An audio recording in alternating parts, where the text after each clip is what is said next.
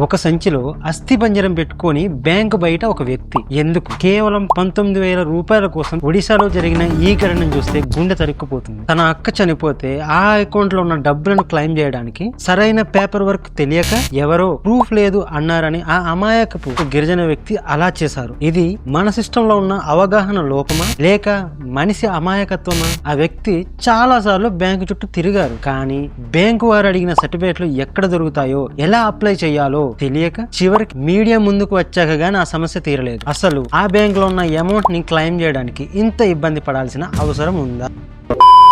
మన తెలుగు రాష్ట్రాల్లో ఉన్న వాళ్ళు ఇలాంటి సిచ్యువేషన్ ఎదురైతే ఏం చేయాలో ఇప్పుడు చూద్దాం. సాధారణంగా ఎవరైనా చనిపోయినప్పుడు వారి బ్యాంక్ అకౌంట్ లో ఉన్న డబ్బులు తీసుకోవడానికి 2 మార్గాలు ఉంటాయి. మొదటిది నామినీ ఉండదు. ఇది చాలా ఈజీ పద్ధతి. ఆ అకౌంట్ కి నామినీ ఉంటే కేవలం డెత్ సర్టిఫికేట్ మరియు ఆధార్ కార్డు లేదా పాన్ కార్డు ఇస్తే 15-30 రోజుల్లో క్లెయిమ్ సెటిల్ అయిపోతుంది. ఇది చాలా ఈజీ ప్రాసెస్. కానీ ఒడిశా ఘటనలో లాగా నామినీ లేకపోతే ఏం చేయాలో ఇప్పుడు స్టెప్ బై స్టెప్ చూద్దాం.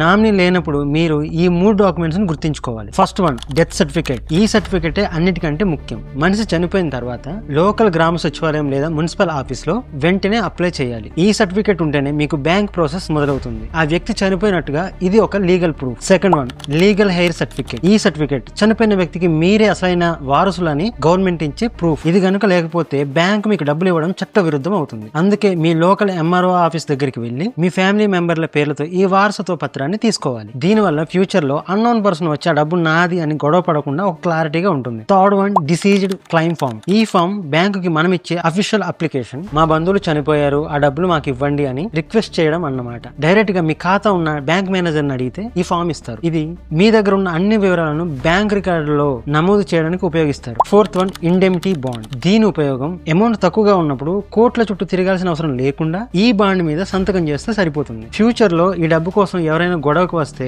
నేనే హామీ అని బ్యాంకు కి హామీ ఇవ్వడం అన్నమాట. ఇది ఇన్నోసెంట్ పీపుల్స్ కి కోర్టు ఖర్చులను తగ్గిస్తుంది. మీకు చదువు రాకపోయినా లేక పేపర్ వర్క్ రాకపోయినా దయచేసి బ్యాంక్ బయట ఉన్న వాళ్ళు చెప్పే మాటలు విని తొందరపడకండి. మీకు ఏదైనా డౌట్ ఉంటే డైరెక్ట్ గా బ్యాంక్ మేనేజర్ ని కలవండి, లేదా మీ లోకల్ గ్రామ సచివాలయంలోకి వెళ్ళండి. అక్కడ ఉన్న డిజిటల్ అసిస్టెంట్స్ మీకు సర్టిఫికెట్స్ అప్లై చేయడంలో హెల్ప్ చేస్తారు. ఇక్కడ డబ్బులు ముఖ్యం కాదు, మన అమాయకత్వం వల్ల గౌరవం పోయేలా చేసుకోకూడదు. ఒడిశాలో జరిగిన ఈ ఘటన మనకు ఒక గుణపాఠం. ప్రతి ఒక్కరు మీ బ్యాంక్ అకౌంట్ కి నామినీ యాడ్ చేయండి. మీ చుట్టుపక్కల ఉన్న నిరక్షరాస్యులకు అలానే మన గిరిజన సోదరులకు ఈ విషయాన్ని వివరించి చెప్పండి. ఈ ఇన్ఫర్మేషన్ మీకు ఉపయోగపడుతుంది అనుకుంటే తప్పకుండా షేర్ చేయండి.